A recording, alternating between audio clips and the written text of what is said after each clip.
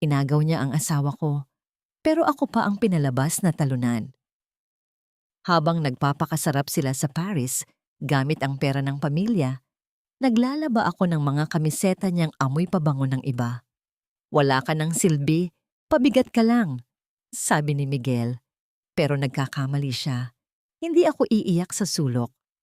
Babawiin ko ang lahat ng ninakaw nila hanggang sa huling sentimo. Handa na ba silang makilala ang bagong Althea? Huwag kang mag-alala, babe. Kapag nailipat ko na ang bahay sa pangalan ko, ihiwalayan ko na ang Luciang na yon. Konting tiis na lang, magsasama rin tayo sa Paris ng walang iniisip na asawang pabigat. Ang bawat salitang binitiwang yon ni Miguel ay tila mga lason na dahan-dahang pumatak sa pandinig ni Althea, nanunuot sa kanyang balat at dumudurog sa kanyang puso hanggang sa maging abo ito. Nakatayo siya sa likod ng bahagyang nakabukas na pintong salamin ng isang pribadong silid sa paliparan. Hawak ang bag na nakalimutan ng kanyang asawa. Sa loob ng bag na yon ay may lalagyan ng pagkain, isang espesyal na adobo na niluto niya simula pa noong ika-4 ng madaling araw dahil baka raw magutom si Miguel sa kanyang biyahe patungong London. Ngunit walang London, walang biyahe para sa trabaho. Ang nakikita ni Althea sa kabilang panig ng salamin ay ang kanyang asawa, ang lalaking pinag-alayan niya ng 10 taon ng kanyang buhay na may kalong na ibang babae. Ang babaeng iyon, si Valerie, ay tumatawa nang may halong panunuya habang ang kanyang mga daliring may perpektong pintura ng kuko ay malanding naglalaro sa kolyar ng polo ni Miguel. Tiningnan ni Althea ang kanyang sariling mga kamay. Ang mga palad na dati ay malambot, ngunit ngayon ay magaspang na dahil sa paglalaban ng mga damit ni Miguel at sa paglilinis ng bahay na akala niya ay kuta ng kanilang pagmamahalan. Ang mga kamay na ito ang nag-alaga sa lahat ng pangangailangan ng kanyang asawa, mula sa pagplantsa ng bawat tupi ng kanyang pantalon hanggang sa pagmamasahe sa kanyang pagod na mga balikat. Ngunit sa isang iglap, ang lahat ng pagsasakripisyong yon ay tinawag lamang na pabigat. Ang bawat pintig ng puso ni Althea ay nagmistulang mabibigat na yabag ng kawalan ng pag-asa. Naramdaman niya ang init ng mga luhang nagbabadyang kumawala, ngunit pilit niya itong pinigilan. Hindi siya hihulog sa sahig, hindi siya sisigaw. Ang sakit na nararamdaman niya ay hindi mailalabas ng anumang tunog. Ito ay isang tahimik na pagguho ng buong mundo sa loob ng kanyang dibdib.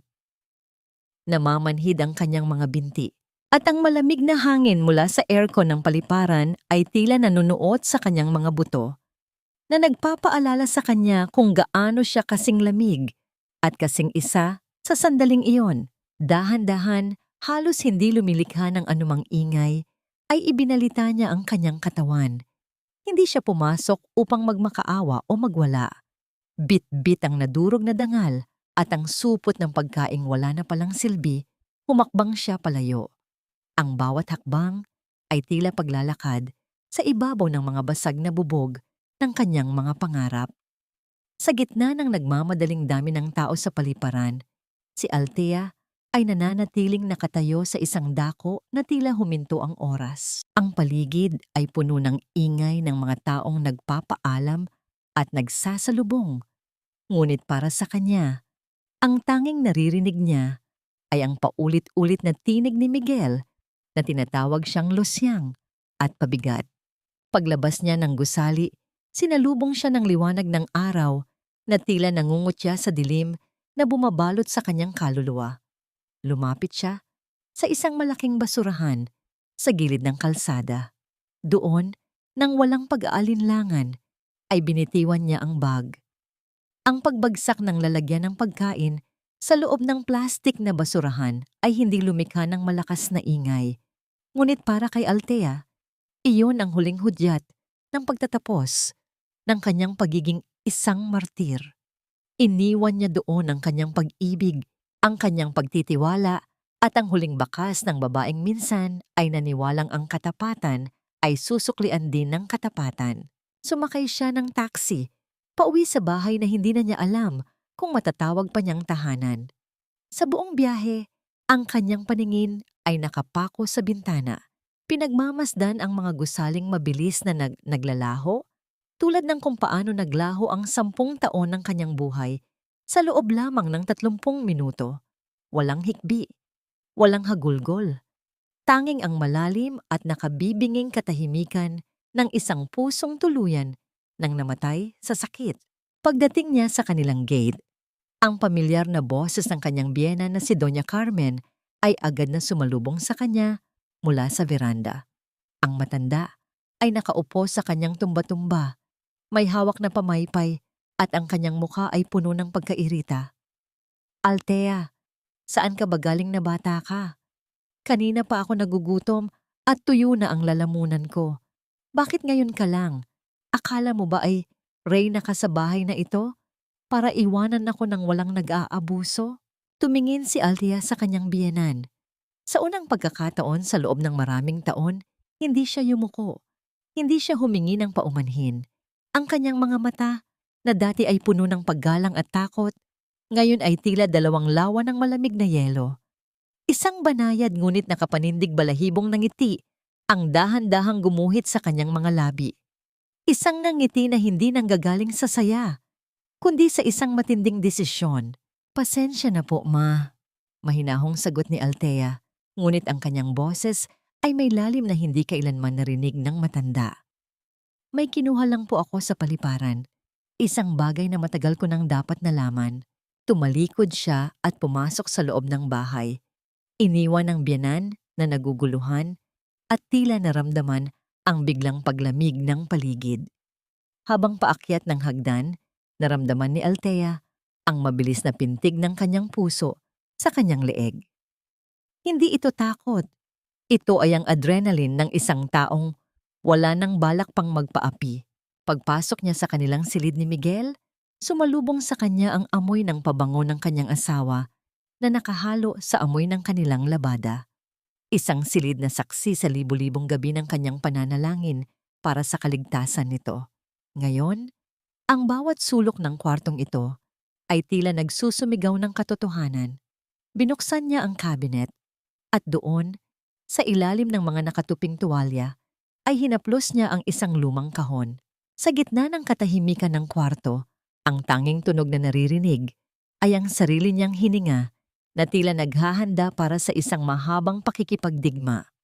Kung ang bahay na ito ay itinayo sa mga dambuhalang doitra, kung gayon, siya mismo ang magsisilbing apoy na tutupok dito hanggang sa maging abo ang lahat.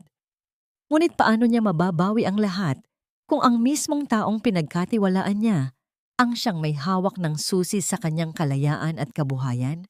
Ang bawat kanto ng bahay na ito ay tila mga piping saksi sa bawat patak ng pawis at luha na ibinuhos ni Althea sa loob ng 10 taon. Ngunit sa hapong iyon, ang hangin sa loob ng mansyon ay tila naging mas mabigat. Bawat hininga ay may kaakibat na lasa ng panis na pagtitiwala. Habang nagluluto ng hapunan sa malawak na kusina, ang bawat paghiwa ni Althea sa mga sangkap ay may kasamang kakaibang tindi. Ang talim ng kutsilyo na humahagip sa mga gulay ay tila sumasalamin sa bagong talim na nabubuo sa kanyang kalooban. "Althea, bakit hanggang ngayon ay wala pa ring pagkain sa mesa? Alam mo namang kailangan kong uminom ng gamot sa tamang oras. Napakabagal mo talagang kumilos, para kang pagong." Ang boses ni Doña Carmen ay pumailan lang mula sa pasilyo, puno ng awtoridad at kawalan ng pakundangan. Pumasok ang matanda sa kusina. Suot ang kanyang mamahaling duster na galing pa sa ibang bansa at agad na pinuna ang bawat galaw ni Althea. Lumapit siya sa kalan at tiningnan ang niluluto ng manugang ng may panghahamak. "Huwag mong kalimutan, Althea, kung hindi dahil sa anak ko, baka hanggang ngayon ay nasa lansangan ka pa rin at namamalimos ng pansin. Utang na loob mo sa amin ang bawat butil ng kaning isinusubo mo, kaya ayusin mo ang pagsisilbi sa akin habang wala si Miguel." Dagdag pa nito, habang ang kanyang pamaypay ay mabilis na humahampas sa hangin, lumilikha ng isang ritmong tila nagmamadali at naiirita. Tipid ng ngiti lamang ang isinagot ni Althea. Sa loob niya, ang bawat salita ng biyenan ay tila mga latay sa kanyang likuran. Ngunit sa halip na manghina, ay ginamit niya itong mitya upang lalong patatagin ang kanyang loob. Matapos ihain ang hapunan, lumingon si Althea sa paligid at siniguradong abala ang matanda sa panonood ng kanyang paboritong teleserye bago siya dahan-dahang umakyat sa itaas. Pumasok siya sa silid-aralan ni Miguel, ang santuwaryo ng kanyang asawa, kung saan bawal ang sino man maliban sa kanya. Ang bawat hakbang ni Althea sa makapal na alpombra ay hindi lumilikha ng anumang tunog. Sa gitna ng madilim na silid, ang tanging nagbibigay ng liwanag ay ang sinag ng buwan na tumatagos sa bintana. Sinimulan niyang buksan ang mga drawer ng mabigat na lamesang naroon. Ang bawat paghatak sa kahoy ay ginagawa niya ng may matinding pag-iingat. Tila ba ang bawat maliit na kalansing ay maaring magsumbong sa kanyang ginagawa. Naghahanap siya ng kahit anong papel o katibayan ng sinasabing paglipat ng ari-arian. Sa gitna ng kanyang paghahanap, nakarinig siya ng mga yabag mula sa labas ng pinto. Ang tibok ng kanyang puso ay bumilis, tila isang tambol na nagbababala sa papalapit na panganib. Agad niyang isinarado ang drawer at mabilis na kumuha ng basahan mula sa kanyang bulsa. Nagkunwaring nagpupunas ng alikabok sa mga libro nang bumukas ang pinto. Anong ginagawa mo rito? Sinabi na ni Miguel na bawal ang sino man dito, lalo ka na. Ang boses ni Doña Carmen ay puno ng hinala. Nililinis ko lang po ang mga gamit ni Miguel, ma. Ayaw ko pong pagbalik niya ay makita niyang madumi ang kanyang paboritong lugar. Mahinahong sagot ni Althea habang pinipigilan ang panginginig ng kanyang mga kamay. Matapos ang ilang sandali ng matalas na pagtitig, umalis din ang matanda. Ngunit hindi bago binitawan ang isang huling babala. Nang muling maging tahimik ang paligid, bumalik si Althea sa kanyang paghahanap. Sa pinakailalim ng isang lihim na compartment sa ilalim ng lamesa, naramdaman ng kanyang mga daliri ang isang maliit at malamig na bagay. Isang susi, isang kakaibang susi na may disenyong hindi pamilyar sa kanya. Agad niya itong itinago sa loob ng kanyang damit. Ramdam ang bigat nito laban sa kanyang balat. Maya-maya pa, ang pag-vibrate ng kanyang telepono sa ibabaw ng lamesa ay nagpahinto sa kanya. Ang screen ay nagpakita ng mukha ni Miguel. Video call mula sa London o ayon sa alam ng mundo. Huminga ng malalim si Althea. Pinilit na pakalmahin ang kanyang mukha bago sagutin ang tawag. Hi, honey! Miss na kita. Katatapos lang ng meeting namin dito, napakapagod ko pero ikaw agad ang naisip ko. Ang tinig ni Miguel ay puno ng tamis, tila isang perpektong asawa. Nakasuot siya ng isang makapal na sweater at sa likod niya ay makikita ang isang bintanang tila may tanawin ng mga lumang gusali sa Europa. Kamusta ang biyahe mo, Miguel? Mukhang napakalamig, dinala mo ba ang scarf na ginanchilyo ko? Tanong ni Althea. Ang kanyang boses ay tila isang mahusay na aktres sa entablado. Habang nagsasalita si Miguel tungkol sa kanyang mga pekeng aktibidad, ang mga mata ni Althea ay hindi nakapako sa mukha ng asawa, kundi sa isang salamin sa likuran nito. Doon, sa isang maliit na bahagi ng refleksyon, nakita niya ang isang mamahaling bag na pambabae na nakapatong sa kama. Isang bag na kulay pula. Kaparehong-kapareho ng hawak ni Valerie sa paliparan. Higit pa roon, isang mabilis na anino ng isang babaeng naka-bathrobe ang dumaan sa gilid ng kamera. Ang sikmura ni Althea ay tila binaligtad sa matinding dumi at pagkamuhi. Ang bawat salita ng pagmamahal na lumalabas sa bibig ni Miguel ay tila mga uod na gumagapang sa kanyang pandinig. Kailangan ko nang matulog, honey. Maaga pa ang flight ko bukas para sa susunod na business trip. I love you, sabi ni Miguel bago tuluyang nawala ang larawan sa screen. Pagkamatay ng tawag, tila nawalan ng lakas si Althea. Nagmadali siyang pumunta sa banyo at binuksan ang gripo. Ang malakas na agos ng tubig ay nagsilbing tabing sa kanyang nararamdaman. Itinukod niya ang kanyang mga kamay sa lababo at tinitigan ang sarili sa salamin. Ang babaeng nakikita niya ay hindi na ang mahiyaing Althea na nakilala ni Miguel. Ang kanyang mga mata ay nag-aapoy sa tindi ng uyam at puot. Kumuha siya ng isang tuwalya at pinunasan ang kanyang mukha, ngunit ang bawat pagdampi ng tela ay nagpapaalala sa kanya ng mga kasinungalingang kailangan niyang lunukin sa bawat araw. Sa gitna ng katahimikan ng banyo, biglang tumunog ang telepono sa kwarto ni Miguel. Hindi ang cellphone niya, kundi ang landline na bihirang tumunog sa oras na yon. Dahan-dahang lumapit si Althea at binuhat ang receiver. Isang matinis at mapang-asar na boses ng isang babae ang pumailan lang sa kabilang linya. Tila sinasadya ang bawat tono. "Hello? Pakisabi kay Miguel. Naiwan niya ang mamahaling relo niya dito sa kama ko. At pakisabi na rin na hihintayin ko ang text niya para sa dinner natin bukas sa paborito naming hotel. Sino ba to? Ang katulong ba?" Ang bawat salita ng babae ay tila mga karayom na tumutusok sa puso ni Althea. Ngunit sa pagkakataong ito, hindi na luha ang lumabas. Ang kanyang mga daliri ay humigpit sa receiver. Ang kanyang balat ay tila naging kasing puti ng papel sa tindi ng hawak. Sino ang babaeng ito na may lakas ng loob na tumawag sa mismong bahay nila? At anong laro pa ang inihanda ng tadhana para sa kanya sa gabing ito? Ang bawat pag-ikot ng susi sa siradura ng pinto ay tila isang babala na nagpapabilis sa tibok ng puso ni Althea. Isang ritmong hindi dala ng pananabik, kundi ng isang malalim na pag-iingat.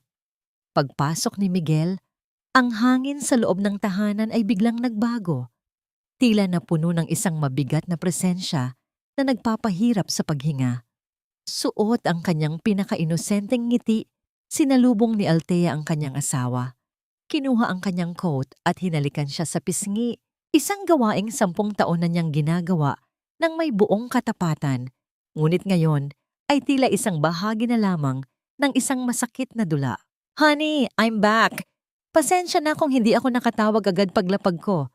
Sobrang naging hectic lang talaga sa London. But look, I bought you some chocolates and this scarf. I hope you like it." Masayang bati ni Miguel habang iniaabot ang isang supot na may tatak ng isang ordinaryong brand mula sa airport. Bumaling si Miguel sa kanyang ina na si Doña Carmen na nooy naglalakad pababa ng hagdan nang may malapad ng ngiti. Agad na nagbago ang timpla ng kanyang boses, naging mas masigla at puno ng pagmamalaki. "At para sa pinakamahal na nanay ko, ito ang hiningi mong mamahaling bag. Limited edition yan, ma. Galing pa yan sa pinakasikat na butik sa London," sabi ni Miguel habang inilalabas ang isang kahon na balot sa eleganteng papel. Malayo ang antas sa ibinigay niya sa kanyang asawa. Habang nagpapasalamat ang matanda at tinitingnan ang bag ng may pananabik, nanatiling tahimik si Althea sa isang tabi. Hawak niya ang coat ni Miguel at sa bawat segundo ng kanyang pagtayo, isang dayuhang samyo ang unti-unting nanunuot sa kanyang ilong. Hindi ito ang amoy ng sabon na ginagamit ni Miguel at lalong hindi ito ang amoy ng kape o ng malamig na hangin ng London. Ito ay isang matamis, mapang-akit at mamahaling pabango ng babae. Isang amoy na tila isang lason na dahan-dahang gumagapang sa kanyang balat. "Miguel, may kakaibang amoy ang coat mo. Parang pabango ng babae." Mahinahong puna ni Althea, bagamat sa loob niya ay tila may isang malaking bagyong nagngangalit. Biglang tumigil ang tawanan ng mag-ina. Ang mukha ni Miguel ay mabilis na nagbago mula sa pagiging masayahin patungo sa isang madilim at mapanganib na ekspresyon.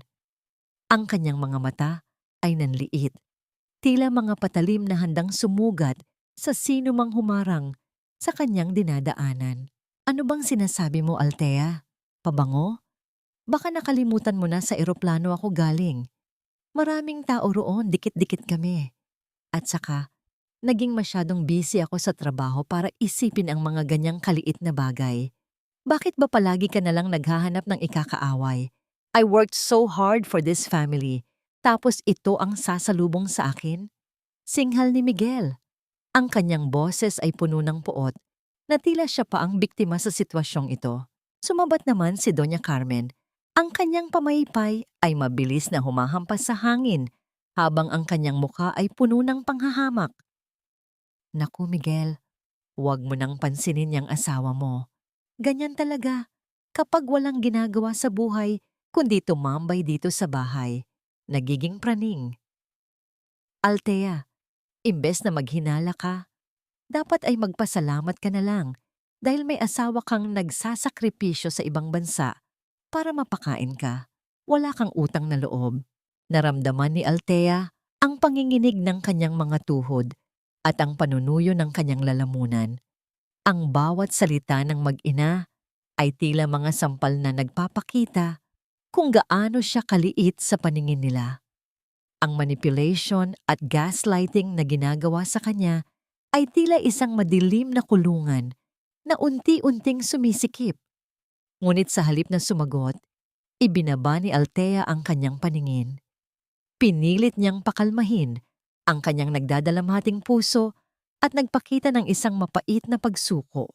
Pasensya na Miguel ma, siguro nga ay napagod lang ako sa paglilinis kaya kung ano-ano na ang naiisip ko. Magluluto na po ako ng paborito mong hapunan. Mahinahong sabi ni Althea habang dahan-dahang tumatalikod. Sa loob ng kusina, habang naghahanda ng pagkain, ang mga kamay ni Althea ay nananatiling nanginginig. Bawat paghiwa niya sa mga karne ay tila may kaakibat na bigat ng kanyang nararamdamang galit at sakit. Ngunit sa gitna ng kanyang pagdurusa, naalala niya ang kanyang munting tagumpay, ang susi na nakuha niya mula sa silid ni Miguel. Ito ang kanyang tanging hawak na pag-asa. Nang sumapit ang gabi at mahimbing na ang tulog ng lahat, naupo si Althea sa gilid ng kama. Ang tanging liwanag ay ang mula sa kanyang cellphone. Binuksan niya ang kanyang sikretong Facebook account at hinanap ang profile ni Valerie. Ang bawat scroll ng kanyang daliri ay tila paglalakad sa isang madilim na eskinita ng katotohanan. Doon, nakita niya ang isang bagong post ni Valerie. Isang larawan ng babae na nakasuot ng isang napakagandang kwintas na gawa sa perlas. Ang mga perlas na yon ay may kakaibang kinang at sa gitna ay may isang maliit na pendant na hugis puso na may nakaukit na letra. Ang hininga ni Althea ay tila tumigil. Ang kanyang mga mata ay lumaki sa gulat at ang kanyang puso ay tila piniga ng isang higanting kamay. Ang kwintas na yon ay hindi lamang isang alahas. Iyon ang nag-iisang kivat na iniwan sa kanya ng kanyang namayapang ina. Sabi ni Miguel noong nakaraang buwan, dinala niya ito sa isang mang-aalahas upang iparestore at linisin. Ngunit ngayon, ang sagradong alaala ng kanyang ina ay nakapalupot sa leeg ng babaeng sumisira sa kanyang pamilya. Isang mainit na luha ang dahan-dahang pumatak sa screen ng kanyang telepono. Nabura ang imahe ng nakangising si Valerie. Ang sakit na nararamdaman niya ngayon ay higit pa sa anumang pagkakataon ng pagtataksil. Ito ay ang paglapastangan sa kanyang pinakamamahal na alaala. Sa gitna ng kadiliman ng silid, habang naririnig ang mahimbing na paghilik ni Miguel sa kanyang tabi, isang tanong ang paulit-ulit na bumubulong sa isipan ni Althea. Hanggang saan ang kayang ibaba ng isang tao para lamang saktan ang pusong wala namang ibang ginawa, kundi ang magmahal ng buong tapat? Sa bawat hakbang ni Althea, papasok sa nagtataas ang gusali ng kumpanya ni Miguel. Tila bitbit niya ang bigat ng buong mundo sa kanyang mga balikat.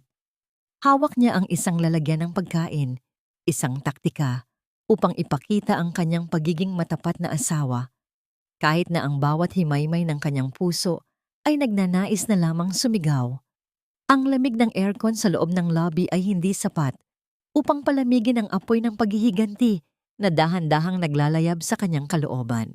Habang naghihintay sa tapat ng elevator, isang pamilyar na amoy ng matamis at mamahaling pabango ang biglang bumalot sa hangin.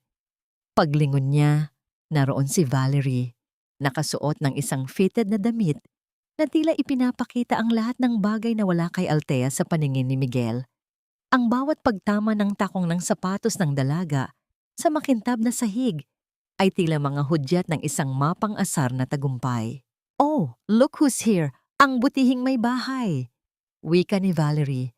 Ang kanyang tinig ay puno ng panunuya habang tinitingnan mula ulo hanggang paa ang simpleng pananamit ni Althea. "Masyado ka namang nagpapapagod sa pagdadala ng lunch. You know, Miguel is very busy. Baka hindi niya rin mapansin ang effort mo. You look tired, Althea. Parang nalalantang bulaklak." Huminga ng malalim si Althea. Ang kanyang mga daliri ay humigpit sa hawakan ng bag, ngunit nanatiling kalmado ang kanyang mukha. Ang bulaklak ay nalalanta, Valerie, pero ang ugat nito ay nananatiling matatag sa lupa. Ang mga ligaw na damo, mabilis lumago, pero madali ring binubunot at itinapon. Bago pa makasagot ang dalaga, bumukas ang pinto ng elevator. Iniwan ni Althea si Valerie na tila nabulunan sa sariling galit. Ngunit pagdating sa palapag ng opisina ni Miguel, isang boses ang naging mitya ng kanyang muling pag-aalala. Mula sa bahagyang nakabukas na pinto ng silid-pulungan, narinig niya ang boses ng kanyang asawa na tila nakikipagtalo. "Hindi ko kailangan ng mga lecture mo tungkol sa ethics, Gabriel. Ang kailangan ko ay pirmahan mo ang liquidation reports na ito. Ang pera ng kumpanya ay hawak ko at ako ang masusunod dito." Sigaw ni Miguel. Ang kanyang tinig ay puno ng pagmamalaki at galit. "Sir, as the head of audit, tungkulin ko na tiyakin na bawat sentimo ay napupunta sa tamang account. May mga ghost companies na nakaugnay sa mga withdrawals mo at hindi ko maaring ipikit ang aking mga mata sa ganitong kalaking thievery." Isang mahinahon, ngunit matatag na boses ang sumagot. Isang boses na may lalim at integridad na tila isang banyagang tunog sa pandinig ni Althea. Dahil sa takot na mahuli, mabilis na lumayo si Althea patungo sa banyo. Doon, naramdaman niya ang panginginig ng kanyang buong katawan.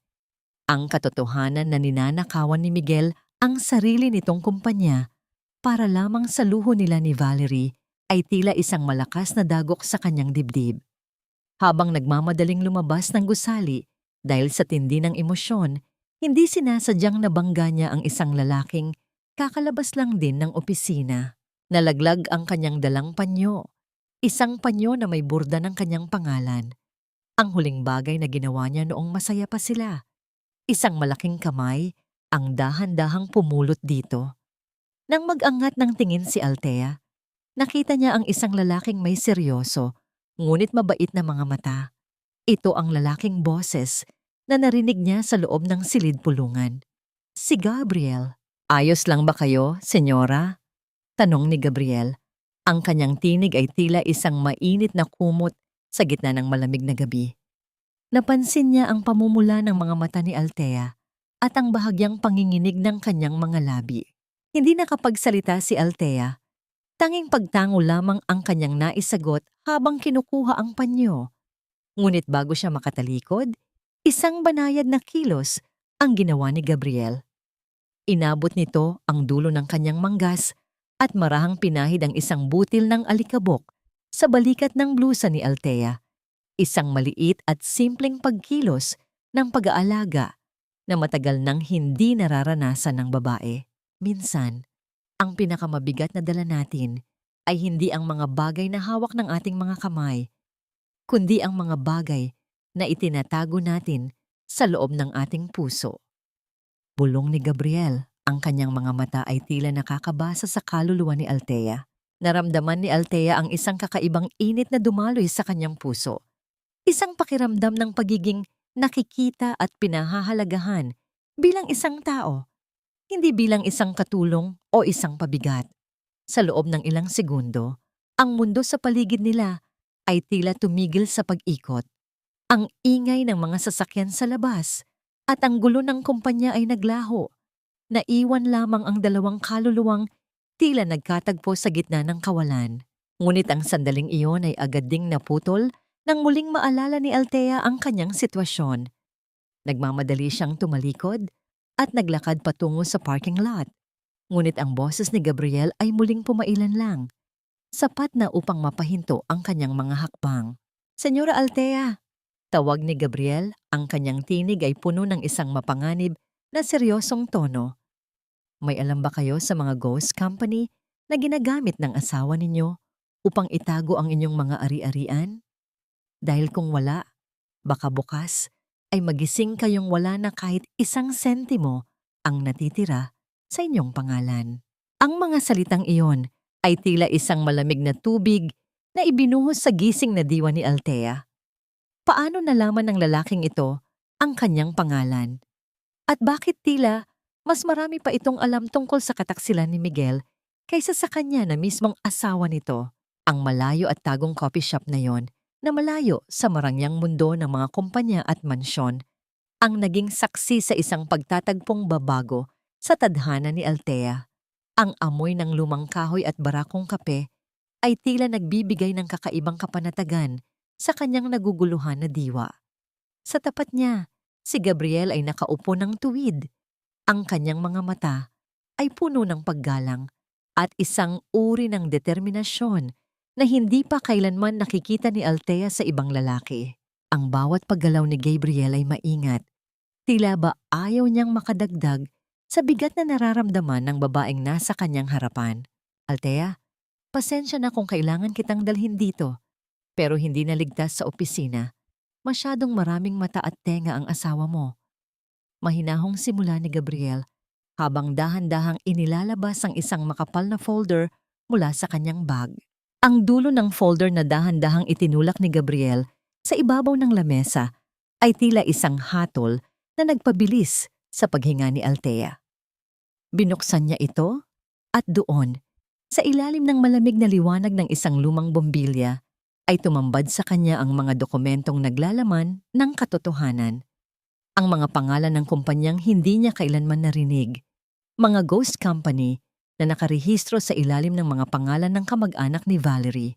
Bawat pahina ay nagpapakita ng malalaking halaga ng pera na inilalabas mula sa kumpanya ni Miguel patungo sa mga account na ito. Ngunit ang pinakamasakit na bahagi ay nang makita ni Altea ang sarili niyang bank statement. Ang savings account na 10 taon niyang pinag-ipunan, ang perang inilaan niya para sa kanilang magiging anak at sa kanilang pagtanda ay zero. Wala nang natira. Bawat sentimong pinaghirapan niyang tipirin mula sa kanyang allowance at maliliit na sideline ay kinuha ni Miguel nang walang paalam upang ipangluho kay Valerie.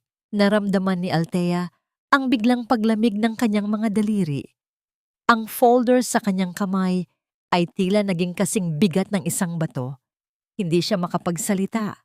Ang kanyang lalamunan ay tila sinarhan ng isang malaking bara ng sakit at panlulumo. Ang kanyang mga mata ay nanatiling nakapako sa mga numero, habang ang bawat digit ay tila nagiging isang uod na kumakain sa kanyang kaluluwa.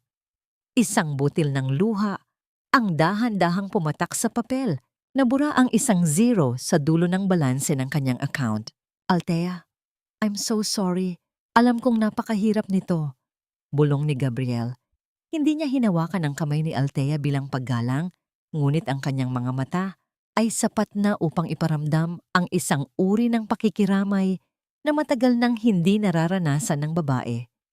Kumuha siya ng isang malinis na panyo at inilagay ito sa tabi ng kamay ni Altea. Kahit na wasak ang kanyang loob, pilit na nag-angat ng tingin si Altea.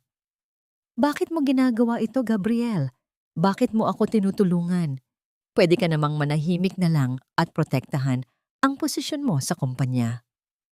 Dahil naniniwala ako na ang bawat mga kasinungalingan ay may katapusan at ang bawat biktima ay may karapatang lumaban. Sagot ni Gabriel ng may paninindigan. Ayaw kong makitang tuluyan kang masira ng isang taong walang ibang alam, kundi ang manggamit. Nang magbayad sila, napansin ni Altea na lalong naging maingat si Gabriel sa kanya. Bago sila maghiwalay, iniabot ni Gabriel ang resibo ng kanilang kinain. Sa likod nito, may nakasulat na maikling mensahe sa pamamagitan ng isang itim na bolpen. Para sa mas matatamis na araw. Kasabay nito ang isang maliit na box ng cake na binili ni Gabriel nang hindi napapansin ni Althea. Ang simpleng pagkilos na ito ay tila isang munting liwanag sa gitna ng kadiliman na bumabalot sa kanya. Pag-uwi ni Althea sa mansyon, sinalubong agad siya ng masamang tingin ni Doña Carmen.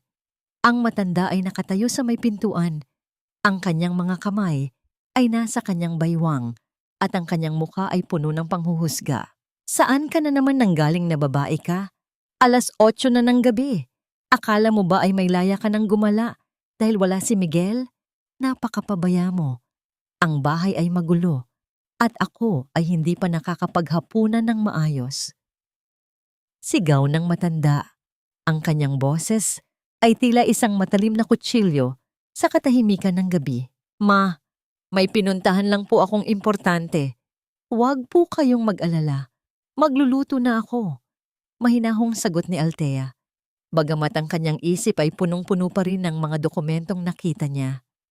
Hindi pa natatapos ang gabi nang tawagin siya ni Miguel sa kanilang silid. Ang kanyang asawa ay nakaupo sa gilid ng kama. May hawak na isang makapal na dokumento. Ang mukha nito ay seryoso. Tila may mahalagang bagay na sasabihin.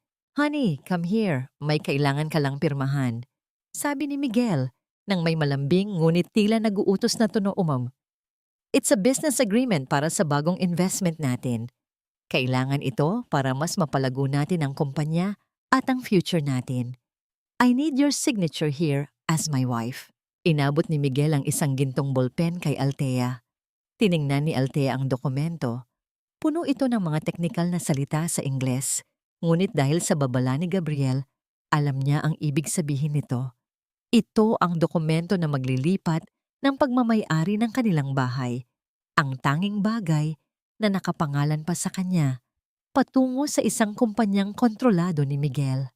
Ang kamay ni Althea na humahawak sa ballpen ay nagsimulang manginig. Naramdaman niya ang titig ni Miguel na tila isang mandaragit na naghihintay sa kanyang biktima.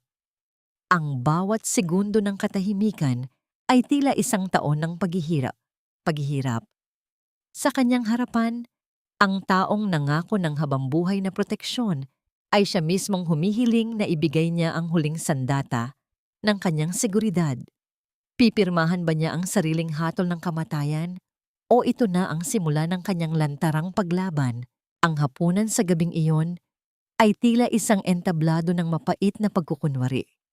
Ang bawat pagtama ng kubyerto sa mamahaling porselana ay tila mga hudyat ng isang digmaang hindi binibigkas. Sa kabila ng masasarap na putahing inihanda ni Althea, ang hangin sa loob ng dining room ay nananatiling tuyot at puno ng tensyon. Sa gitna ng mesa, ang dokumentong nais ipapirma ni Miguel ay nakapatong pa rin. Tila isang nagbabantang anino sa pagitan nila.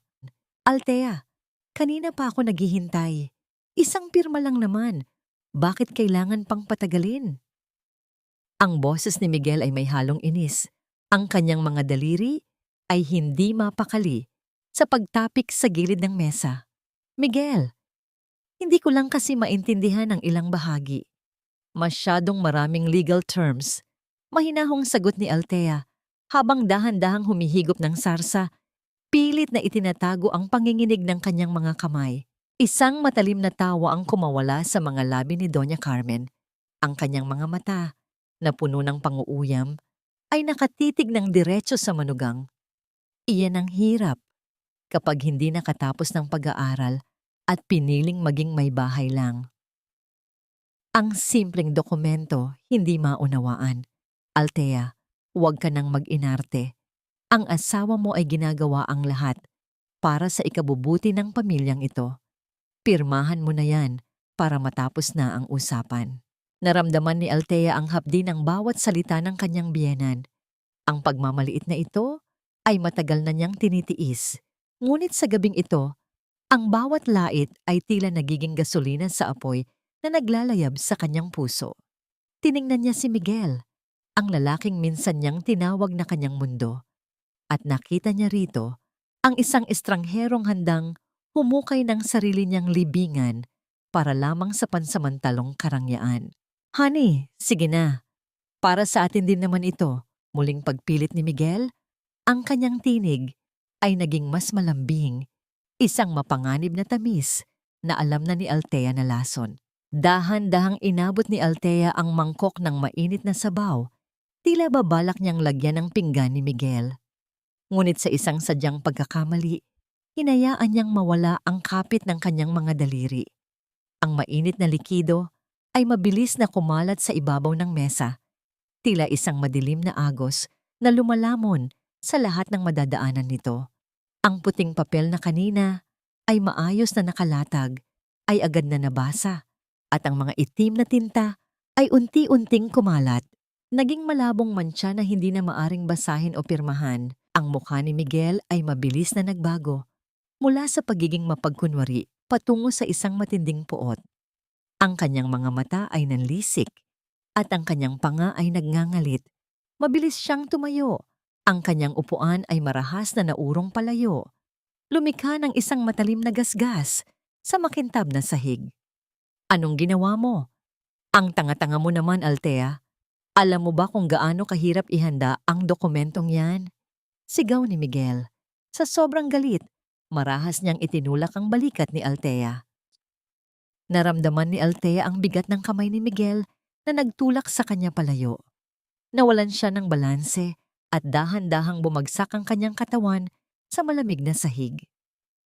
Ang kanyang mga palad ay sumayad sa mga basag na bahagi ng porselana at sa basang sahig, ngunit wala siyang naramdamang sakit sa kanyang balat.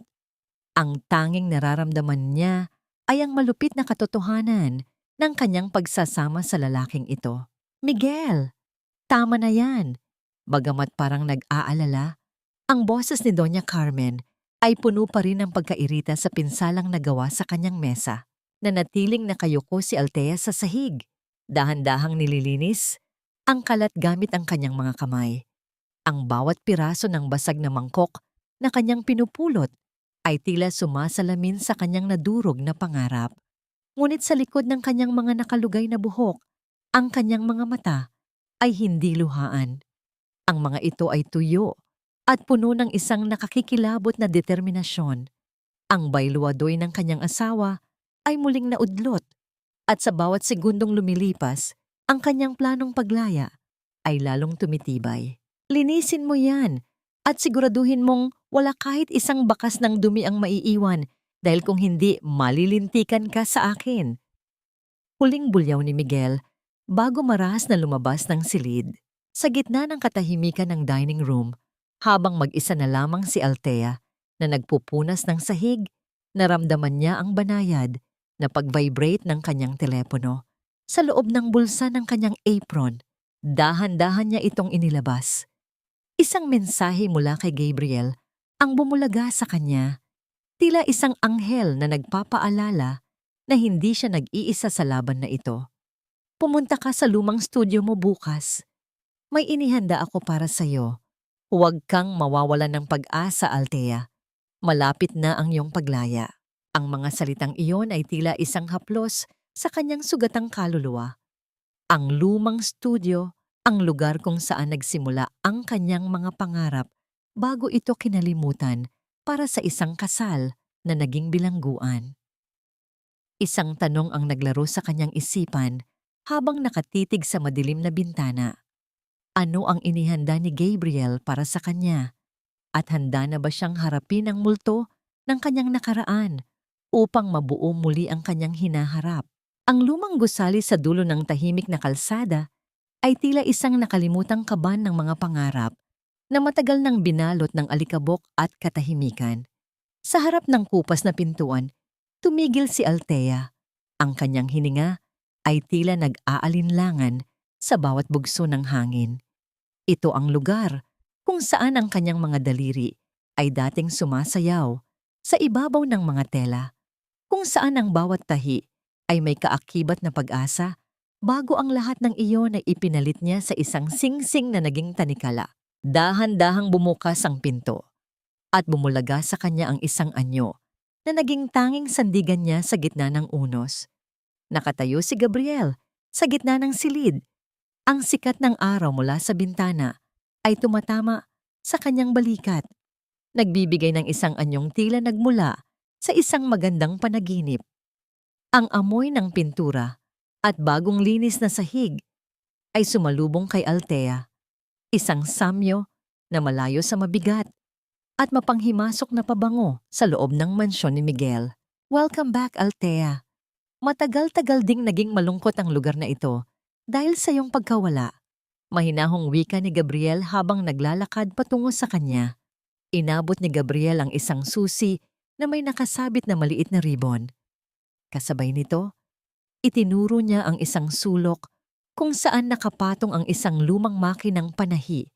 Ang mismong makinang ibinenta ni Miguel noon nang sabihin nitong hindi na kailangan ni Althea ang magtrabaho dahil kaya niya itong buhayin.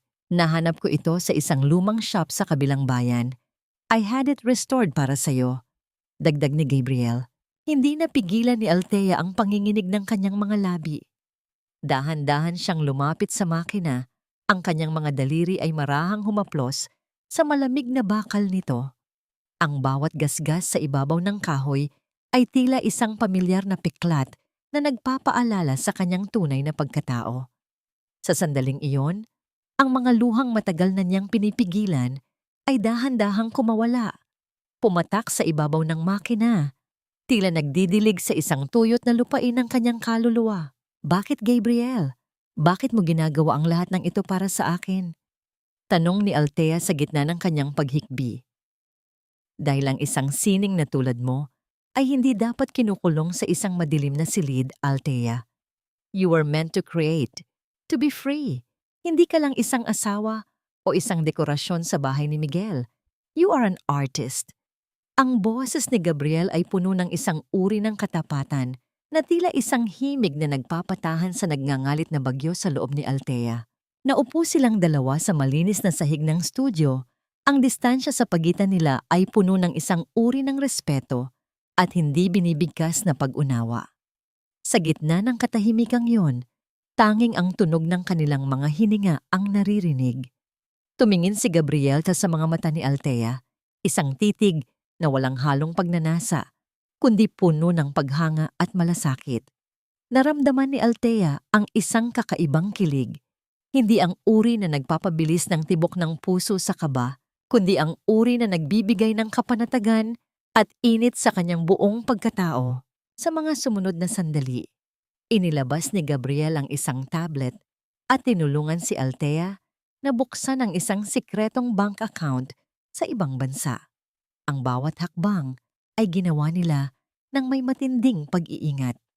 Ang pagiging malapit ni Gabriel, ang init ng kanyang presensya sa tabi ni Althea, ay tila isang gamot na unti-unting naghihilom sa mga sugat na iniwan ng bawat sampal at lait ni Doña Carmen at Miguel. Dito natin ililipat ang lahat ng mababawi nating ari-arian. Ito ang magiging pundasyon ng iyong bagong simula, bulong ni Gabriel. Nang magtakip silim na, kailangang bumalik ni Althea sa kanyang realidad. Ngunit bago siya lumisan, isang matagal na tingin ang ipinukol niya kay Gabriel. Isang pasasalamat na hindi kayang tapatan ng anumang salita. Gayunpaman, ang pag-asa ay tila isang marupok na kristal. Pagdating ni Althea sa harap ng kanilang mansyon, ang katahimikan ng gabi ay tila may dalang masamang balita.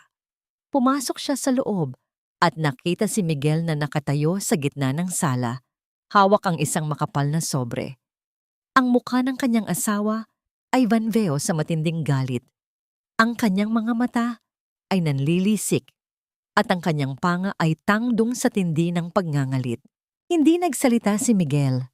Sa halip, marahas niyang itinaas ang kanyang kamay at isinabog ang mga larawan sa harap ni Althea. Ang mga piraso ng papel ay dahan-dahang lumipad sa hangin bago bumagsak sa paanan ni Althea. Doon, sa ilalim ng malamig na liwanag ng chandelier, nakita ni Althea ang kanyang sarili sa labas ng studio kasama si Gabriel, habang ang lalaki ay marahang inaayos ang kanyang buhok bago siya pumasok. Sino ang lalaking ito, Althea? Kaya ba ayaw mong pirmahan ang mga papeles dahil may kinalantari ka ng iba? Ang boses ni Miguel ay tila isang kulog na nagpayanig sa buong bahay. Naramdaman ni Althea ang biglang paghinto ng kanyang mundo. Ang mga larawang iyon ay tila mga ebidensya ng isang kasalanang hindi niya ginawa. Ngunit sa paningin ng mapangaping asawa, iyon ang magiging mitya ng isang mas malupit na impyerno. Paano niya maipapaliwanag ang katotohanan sa isang taong ang tanging layunin ay wasakin siya? At sino ang taong nasa likod ng mga larawang ito na nagmamanman sa bawat galaw niya? Ang mga larawang nakakalat sa sahig ay tila mga nanunuya na mukha ng katotohanan. Ngunit sa paningin ni Miguel, ang mga ito ay sandata upang baligtarin ang mundo. Ang kanyang mukha ay naging kasing pula ng apoy at ang bawat ugat sa kanyang leeg ay tila puputok sa tindi ng kanyang galit. Ang katahimikan sa sala ng mansyon ay tila isang binitay na hininga, naghihintay sa susunod na pagsabog ng lalaking ang tanging alam ay ang manisi ng iba upang itago ang sariling bahid. Sino ang lalaking ito, Althea? Huwag mo akong lokohin. Kaya ba ayaw mong pirmahan ang mga papeles dahil may kumpare ka na sa labas? Napakamapagkunwari mo. Ang bulyaw ni Miguel ay yumanig sa mga kristal na dekorasyon sa paligid. Lumikha ng isang mahinang panginginig sa bawat sulok ng silid. Tinitigan ni Althea ang mga larawan nang walang kahit isang kurap. Ang bawat imahe ay nagpapakita ng pag-aalaga ni Gabriel, ang pag-aayos ng buhok, ang pagtayo sa tabi niya sa studio. Sa loob niya, isang mapait na tawa ang nais kumawala. Ang lalaking 10 taon nang may kinalantari sa labas, ang lalaking nagnanakaw ng kanyang kinabukasan, ay may lakas ng loob na magselos at magparatang. Ito ang rurok ng manipulation at gaslighting na matagal na niyang tinitiis. Siya ang broker na kausap ko para sa pagbebenta ng lumang studio, Miguel. Mahinahong sagot ni Althea. Ang kanyang boses ay tila isang malamig na agos ng tubig sa gitna ng naglalayab na galit ng asawa. Akala ko ba ay gusto mong magkaroon tayo ng mas maraming pera? Sinisikap kong tumulong sa paraang alam ko. Huwag mong bigyan ng mali siya ang isang bagay na para sa ikabubuti ng pamilyang ito. Ang lamig at katiyakan sa boses ni Althea ay tila isang pader na hindi kayang tibagin ni Miguel. Natigilan ng lalaki, ang kanyang puot ay napalitan ng pagkalito. Hindi siya sanay na sinasagot siya ni Althea nang may ganitong uri ng tatag. Pagkatapos ng ilang sandali ng masamang tingin, marahas na tumalikod si Miguel at naglakad paakyat ng hagdan. Ang bawat yabag ng kanyang sapatos sa kahoy ay tila mga sadyang pagpalo sa katahimikan ng gabi. Kinabukasan sa opisina, ang tensyon ay tila isang makapal na usok sa silid ni Miguel. Naroon si Gabriel, nakatayo ng tuwid habang ang kanyang mga kamay ay nasa likuran. Marahas na ibinagsak ni Miguel ang kanyang kamao sa ibabaw ng lamesang kahoy, nagdulot ng pagtalon ng mga panulat at papel na naroon. Gabriel, pirmahan mo na ang audit report na ito. Huwag mo na akong bigyan ng marami pang dahilan. Kailangan ko ang perang iyon para sa susunod na project. Utos ni Miguel, ang kanyang mga mata ay puno ng desperasyon. Sir, hindi ko maaring pirmahan ang isang kasinungalingan. Ang mga thievery na nangyayari sa ilalim ng mga ghost companies ay kailangang maipaliwanag muna. Tugon ni Gabriel. Ang kanyang boses ay nanatiling kalmado, ngunit may talim ng integridad. Bigyan niyo pa ako ng ilang araw upang suriin ang lahat.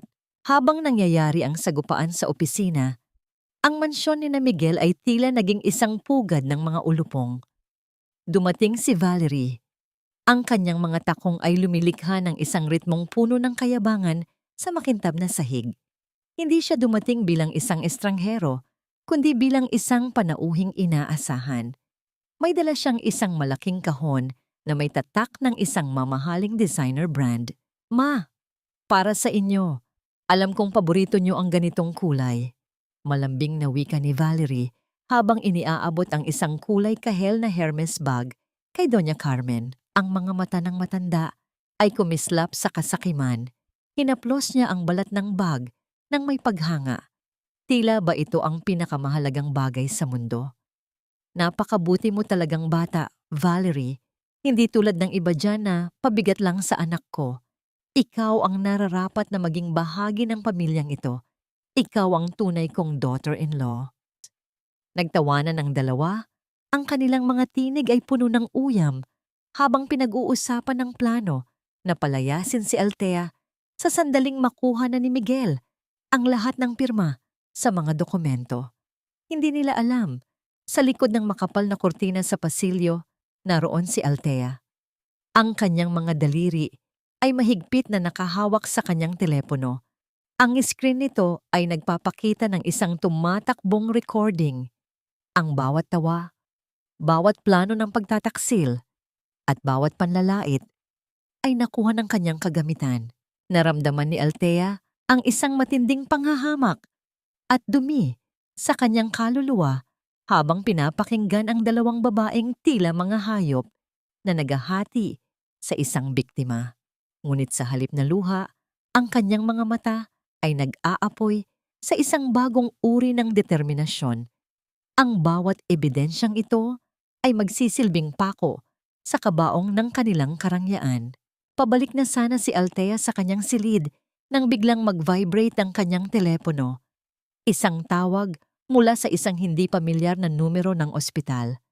Ang kanyang puso ay biglang bumilis. Ang isang masamang pakiramdam ay tila dumagan sa kanyang dibdib. Hello? Ito ba si Senyora Althea? May emergency po tungkol sa inyong tita Rosa. Nawalan siya ng malay at kasalukuyang nasa kritikal na kondisyon. Kailangan po namin ng pambayad para sa agarang operasyon upang maisalba ang kanyang buhay. Ang boses sa kabilang linya ay puno ng pagmamadali. Naramdaman ni Althea ang biglang paglambot ng kanyang mga tuhod. Si Tita Rosa ang tanging kamag-anak na nag-aruga sa kanya. Ang tanging taong nagparamdam sa kanya ng tunay na pagmamahal ng isang ina. Sa gitna ng kanyang pakikipaglaban kay Miguel at sa mga kasinungalingan ng pamilyang ito, ang huling piraso ng kanyang tahanan ay unti-unting nanganganib na mawala. Mabilis siyang tumakbo patungo sa kanyang kwarto. Ang bawat hininga niya ay tila isang pagsusumamo sa langit. Ngunit sa kanyang isipan, isang malupit na katotohanan ang sumampal sa kanya. Wala siyang hawak na pera. Ang bawat hakbang ni Althea paakyat ng hagdan ay tila isang pakikipagkarera sa kamatayan. Ang kanyang hininga ay kapos, ang kanyang dibdib ay tila pinipiga ng isang higanting kamay ng takot. Sa loob ng kanyang silid, mabilis niyang tinungo ang dulo ng cabinet, kung saan nakatago ang isang maliit na vault, ang tanging kuta ng kanyang mga lihim na ipon at ang natitirang alahas na ibinigay sa kanya ng kanyang tita Rosa para sa mga panahong tulad nito. Ang pagpihit ng bakal na dial ng vault ay ginawa niya ng may nanginginig na mga daliri. Ngunit nang tuluyan itong bumukas, ang bumulaga sa kanya ay hindi ang kislap ng ginto o ang kapal ng mga perang papel. Isang hungkag na espasyo lamang ang tumambad sa kanya. Ang bawat sulok ng maliit na kahon ay walang laman, tila isang libingan ng kanyang huling pag-asa. Naramdaman ni Althea ang biglang pag-ikot ng paligid. Ang kanyang tuhod ay nanghina, tila nawalan ng buto, kaya napasandal siya sa malamig na pader. Sino ang kumuha? Ang tanging nakakaalam ng code na yon, maliban sa kanya ay si Miguel. Ngunit ang kanyang asawa ay wala rito. Isang pangalan ang agad na sumagi sa kanyang isipan. Isang pangalang kaakibat ng bawat kamalasan sa kanyang buhay sa mansyong ito. Mabilis siyang bumaba at tinungo ang silid ni Doña Carmen. Doon, nakita niya ang matanda na nakaharap sa salamin. Masayang isinusukat ang isang napakagandang kwintas na may malalaking hiyas, kasama ang isang pares ng hikaw na tila nagniningning sa ilalim ng liwanag. Ang mga hiyas na yon ay pamilyar kay Althea. Iyon ang mga batong balak niyang ibenta para sa operasyon ng kanyang tita. Ma, nasaan ang pera ko sa vault? At ang mga alahas na yan, bakit nasa inyo ang mga yan? Ang boses ni Althea ay basag, puno ng hindi maipaliwanag na pait at galit. Dahan-dahang humarap ang matanda. Walang bakas ng gulat o pagsisisi sa kanyang mukha. Sa halip, isang mapang-asar na ngiti ang sumilay sa kanyang mga labi habang dahan-dahang pinapaypayan ang sarili. Ang munting yaman mo? Kinuha ko na. Kailangan ko ng bagong alahas para sa gabi ng tangtsyok ni Miguel. Hindi naman maaring magmukha akong pulubi sa harap ng mga bisita natin. At saka, Althea, huwag kang magmalinis. Ang lahat ng nasa loob ng bahay na ito, pati na ang perang itinago mo, ay pag-aari ng anak ko. Wala kang karapatang magkaroon ng sariling lihim. Pero ma, kailangan ko ang perang yun. Nag-aagaw buhay si Tita Rosa sa ospital. Kailangan siyang operahan ngayon din, kundi ay mawawala siya sa akin. Althea kumiling sa paanan ng kanyang biyenan. Ang kanyang mga kamay ay mahigpit na nakahawak sa laylayan ng duster ng matanda. Parang awa niyo na, ibalik niyo po ang kahit kalahati lang. Buhay po ang nakataya rito. Isang marahas na pagbawi ng damit ang ginawa ni Doña Carmen, dahilan upang mawalan ng balanse si Althea at sumubasob sa sahig. Huwag mo akong madamay-damay sa mga drama mo, Althea. Ang babaeng yon ay matanda na. Hayaan mo na siyang mamatay ng mapayapa. Hindi ako magtatapon ng pera para sa isang taong wala namang silbi sa amin. At huwag mo akong hahawakan ng marumi mong kamay. Lumabas ka.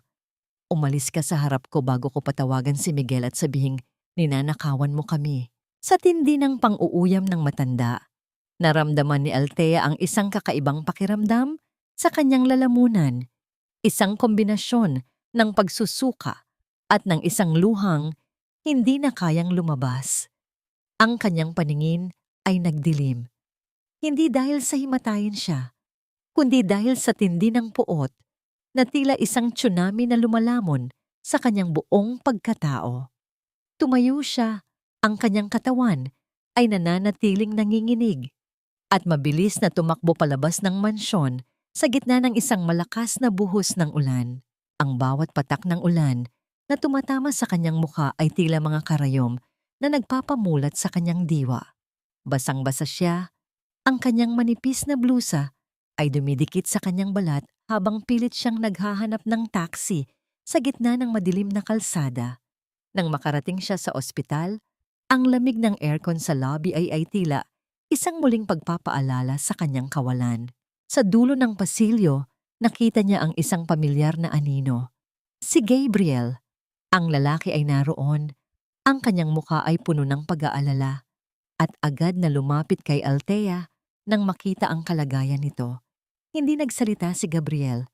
Sa halip, mabilis niyang hinubad ang kanyang coat at ibinalot ito sa nanginginig na katawan ni Althea.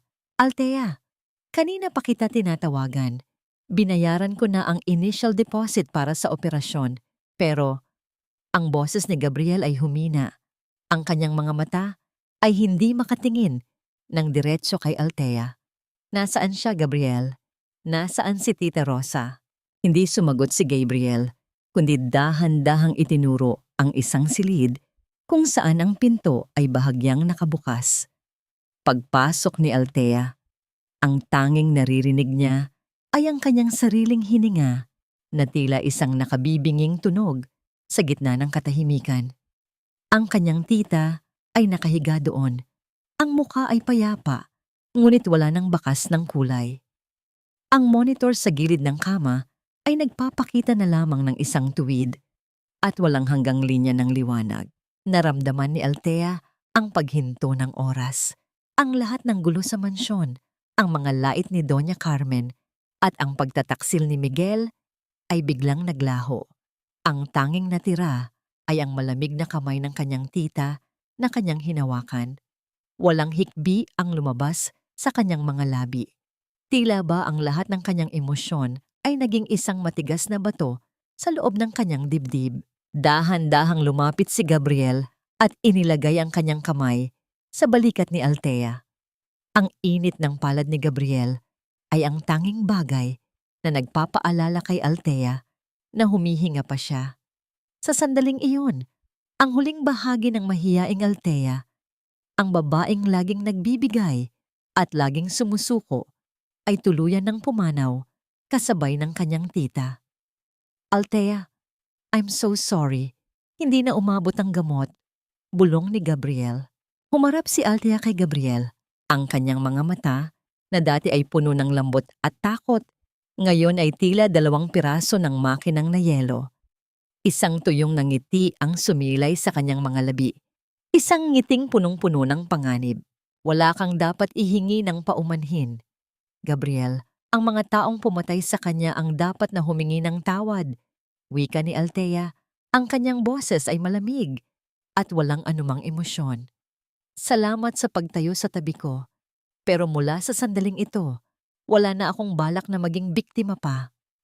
Isang tanong ang naglaro sa isipan ni Gabriel habang nakatingin sa nagbagong anyo ni Althea.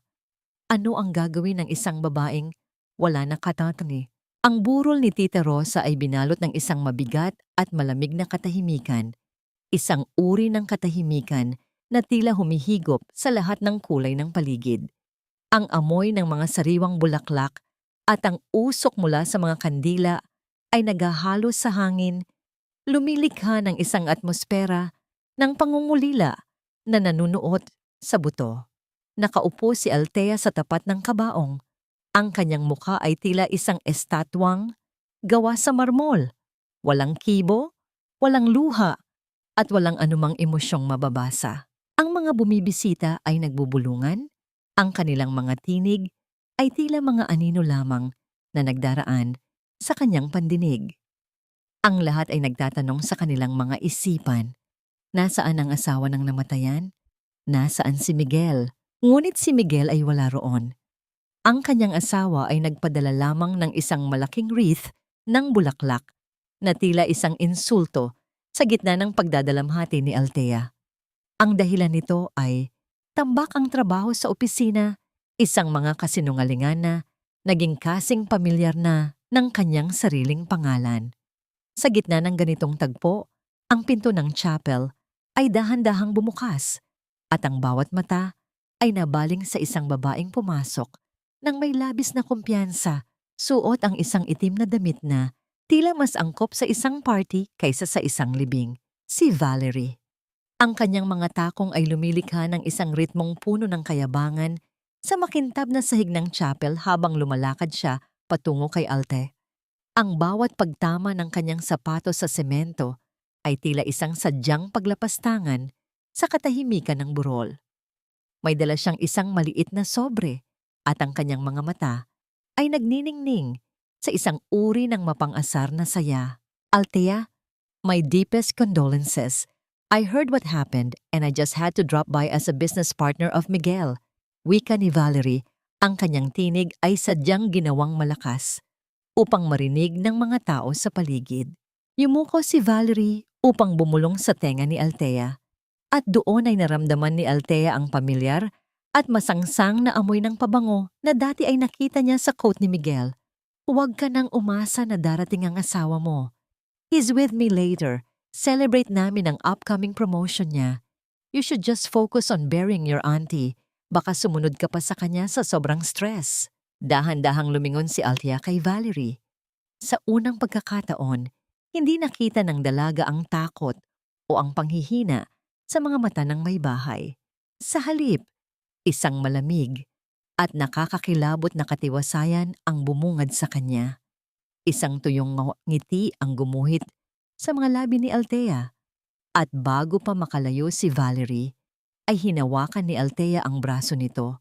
Isang hawak na sapat na mahigpit upang maramdaman ang talim ng kanyang mga kuko. Salamat sa pagbisita, Valerie. Pero alam mo, ang mga taong tulad mo ay parang mga buwitre, naghihintay ng mamatay para lang makalamang. Pero mag-ingat ka, dahil ang mga bangkay minsan ay bumabangon para maningil. Mahinahong bulong ni Althea. Ang tinig ni Althea ay tila isang malamig na hangin na nagpatahimik sa tawa ni Valerie. Inalis ni Althea ang kanyang kamay at dahan-dahang inayos ang buhok ni Valerie. Isang kilos na tila nag-aayos ng isang manika. Bago niya itinuloy ang kanyang boses na puno ng uyam. Nakita ko ang post mo tungkol sa US. Popo, yung kulay gintong USB na laging dala ni Miguel? Sabi mo ay marami kang nadiskubring sekreto roon? Don't worry, Valerie. Hindi na kailangang magtago ni Miguel. Dahil malapit na nating ipakita sa buong mundo kung anong klaseng business partners kayo. Namutla si Valerie sa narinig. Ang kanyang mga mata ay nanlaki sa gulat at takot bago mabilis na tumalikod at naglakad palabas, tila hinahabol ng isang masamang espiritu. Ang bawat hakbang niya palayo ay hindi na kasing tatag ng kanina nang sumapit ang hating gabi at ang mansyon ni na Miguel ay binalot na ng kadiliman. Dahan-dahang pumasok si Althea sa kanilang silid.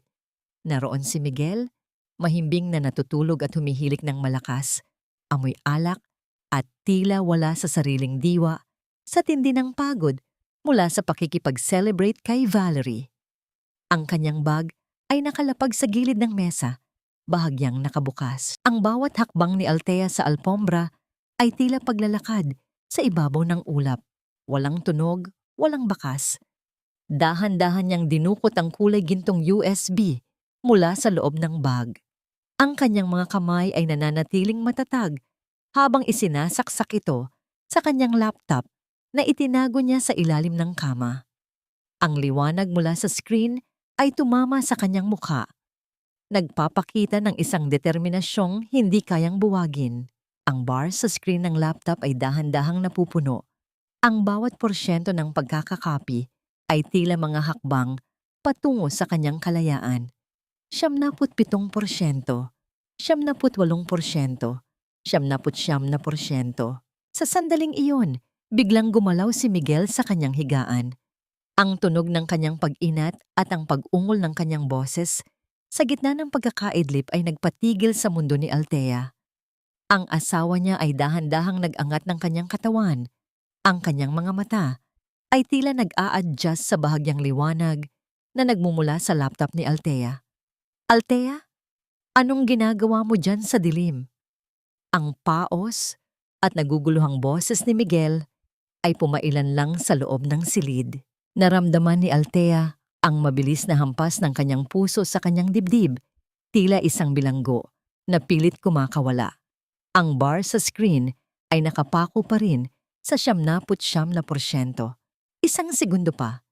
Isang segundo na lang ang kailangan niya upang makuha ang lahat ng ebidensya ng kataksilan at pagnanakaw ng kanyang asawa. Ngunit paano niya itatago ang katotohanan ngayong gising na ang taong maaari siyang tapusin sa isang iglap? Ang malamig na liwanag mula sa screen ng laptop ay tila isang nagbabantang anino sa mukha ni Althea habang ang bar ng pagkopya ay nananatiling nakapako sa 79%. Sa bawat segundo ng pag-ungol ni Miguel sa kanyang pagkakaidlip, ang puso ni Althea ay tila isang ibon na pilit kumakawala sa hawlan ng kanyang dibdib.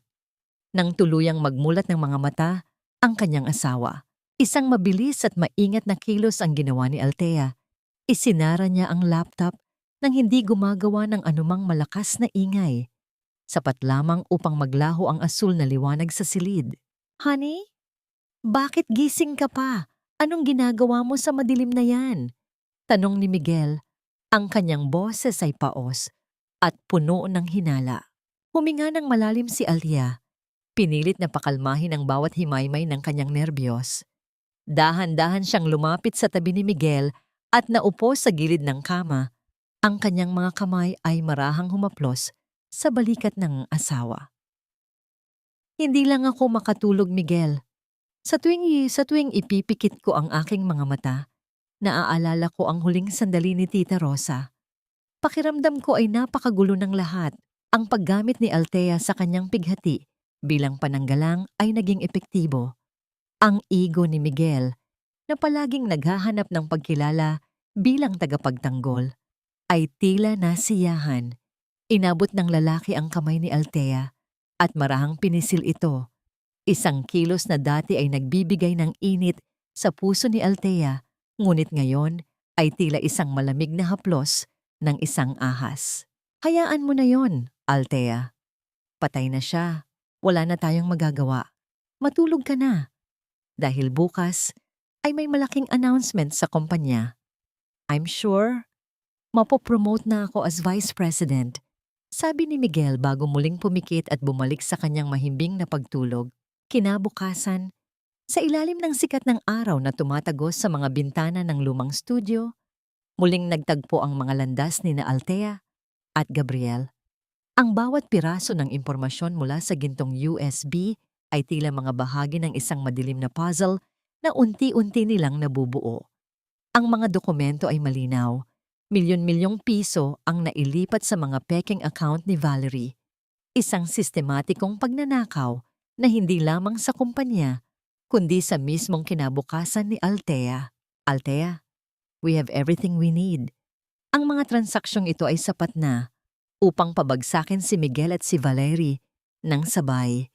Wika ni Gabriel, ang kanyang mga mata ay puno ng paghanga sa katatagan ng babaeng nasa kanyang harapan. Tumayo si Gabriel at lumapit sa isang malaking kahon na nakatakip ng telang pelus. Nang alisin niya ang takip, bumulaga kay Althea ang isang napakagandang kulay pula at itim na gown. Isang disenyo na iginuhit ni Althea noong siya ay nag-aaral pa ng fashion design. Ang pangarap na kinalimutan niya para kay Miguel.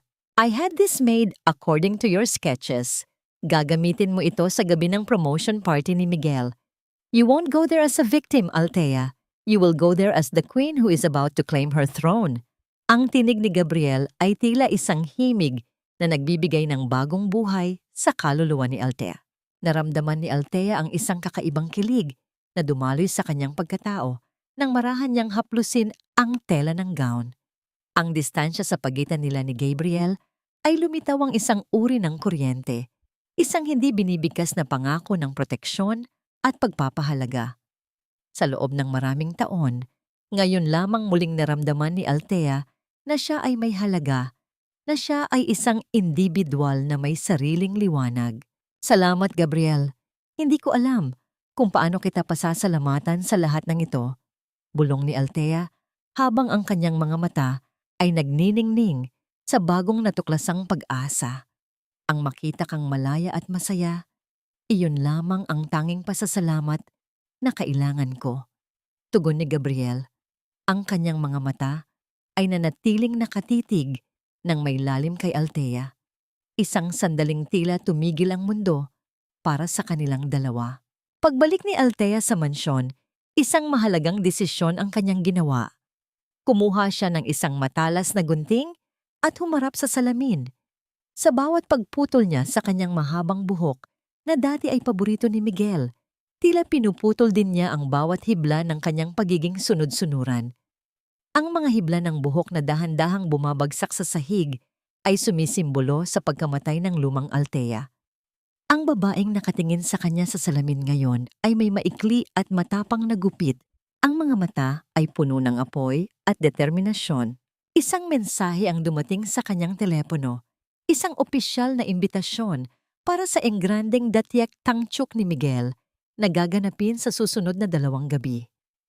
Ngunit sa likod ng kumpanya, may mga bulong-bulungan na. Ang mga miyembro ng Board of Directors ay nagsisimula na ring magduda sa mga ulat ni Miguel. Haharapin ni Althea ang pinakamalaking laban ng kanyang buhay sa gitna ng karangyaan at mga doitra. Ngunit sa kabila ng lahat ng kanyang paghahanda, isang hindi inaasahang balita ang maaring magpabago sa takbo ng lahat. Paano kung ang mga taong pinagkakatiwalaan niya ay mayroon din palang sariling mga lihim na itinatago? At handa na ba siya sa sandaling ang lahat ng kanyang pinaghirapan ay malagay sa panganib sa isang iglap? Ang marangyang bulwagan ay tila isang dagat ng nagniningning na mga bituin, kung saan ang bawat kislap ng mga kristal na chandelier ay tila nangungutya sa dilim na itinatago ng mga taong naroroon. Ang samyo ng mamahaling alak at ang mabangong usok ng mga inihandang putahe ay humahalo sa hangin, lumilikha ng isang atmosfera ng yaman at kapangyarihan. Sa gitna ng lahat ng ito, si Miguel ay nakatayo ng may labis na pagmamalaki. Suot ang kanyang pinakaeleganteng terno na tila baluti ng kanyang mga doitra. Sa kanyang tabi, ang kanyang ina na si Doña Carmen ay tila isang reynang nakaupo sa kanyang trono. Suot ang mga alahas na ninakaw mula sa vault ni Althea. Nagniningning sa ilalim ng mga ilaw habang tinatanggap ang mga papuri ng mga elitistang panauhin. Napakagaling talaga ng anak mo, Doña Carmen. Isang malaking karangalan ang maging Vice President sa murang edad. Wika ng isang matandang kolektor ng sining, habang ang pag-uumpugan ng mga basong kristal ay lumilikha ng isang ritmong tila musika sa pandinig ng matanda. Siyempre naman, ang anak ko ay sadyang masipag at matalino. Hindi siya katulad ng ibang mga asawang pabigat lang at walang alam gawin, kundi ang gumasta. Sagot ni Doña Carmen, ang kanyang paningin ay saglit na lumingon sa pintuan. Naghahanap sa manugang na kanina pa niya gustong sermunan dahil sa pagkawala nito buong umaga. Sa isang madilim na sulok ng bulwagan, si Valerie ay nakatayo. Hawak ang isang baso ng champagne. Ang kanyang mga mata ay nakapako kay Miguel, puno ng pagnanasa at ng isang uri ng tagumpay na tila ba sa kanya na ang buong mundo. Ngunit sa likod ng kanyang nangiti, naroon ang isang takot na dulot ng mga salitang binitawan ni Althea sa libing. Biglang, ang malalaking pinto ng bulwagan ay dahan-dahang bumukas, lumikha ng isang malawak na puwang na humigop sa lahat ng atensyon ng mga naroroon. Ang ingay ng mga usapan ay unti-unting naparam, napalitan ng isang nakabibinging katahimikan na tila ba ang hangin ay biglang tumigil sa pag-ikot. Isang anyo ang humakbang papasok at ang bawat paningin ay tila nagkaroon ng sariling buhay upang sundan ang bawat galaw nito. Si Althea. Ngunit hindi ito ang Althea na kilala ng lahat. Ang kanyang mahabang buhok na dati ay simbolo ng kanyang pagiging sunod-sunuran ay wala na. Napalitan ng isang maikli at matapang na gupit na lalong nagpatingkad sa kanyang matalas at magandang mukha. Nakasuot siya ng isang luma, ngunit napakagandang gown na kulay pula at itim. Isang disenyo na tila nagmula sa isang masakit na panaginip. Ang bawat tahi ay sumisimbolo sa kanyang dugo at sa kanyang muling pagkabuhay. Ang bawat pagtama ng kanyang takong sa makintab na sahig ay tila mga dinitiwang salita ng katarungan. Ang kanyang mukha ay payapa, walang bakas ng galit o pighati, kundi isang uri ng awtoridad na tila isang reynang nagbabalik upang bawiin ang kanyang kaharian. Napanganga si Miguel. Ang kanyang baso ay bahagyang nayanig sa kanyang kamay nang makita ang asawa. Althea, what is this? Bakit ganyan ang ayos mo? At nasaan ka galing buong araw? Tanong ni Miguel nang makalapit ang asawa.